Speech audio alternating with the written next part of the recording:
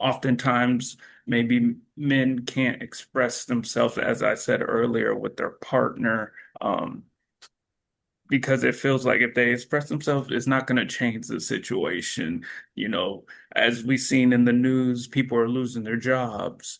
Um, the prices of groceries are going up, and trying to provide, and it's hard and it's tough, and life's pressures get to you. But, as you said, we have to express ourselves. But at the same time, men have hard times expressing themselves. So does being too strong actually damage relationships? Absolutely. I think it builds walls. That there's a concept called stonewalling, where you shut down and your partner's coming at you and they're talking and they're critical or they're blaming or they're judgmental, and you shut down and you just swallow it and swallow it and swallow it.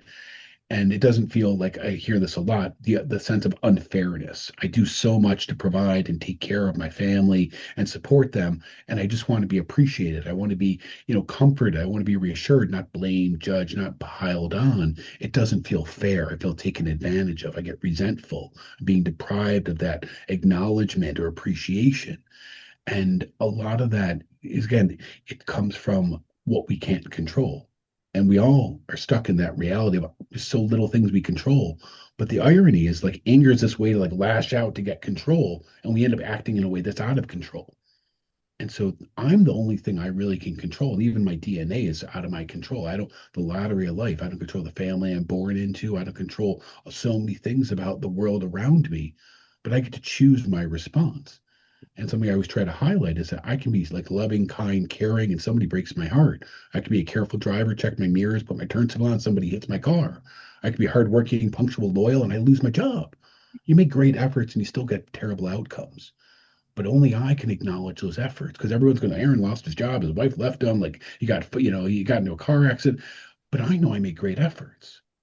And that's where I think is like, if we don't look at what we are accomplishing, sometimes we just focus on, well, it feels unfair that like people are taking advantage of me, or I'm being exploited, or I'm getting punished, rather than like, what, like, I know what I did, I know my efforts. And I think sometimes it is really between me and me to really come to terms with like who I who I want to be.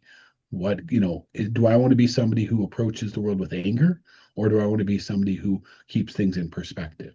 And I know that's easier said than done, but that's part of the journey here. Working to tear down those walls that we've built up. I think everybody has been to that point where, whether they're saying, I don't want to burden my spouse, or I don't want, my mom or anyone, friends, to really worry about me.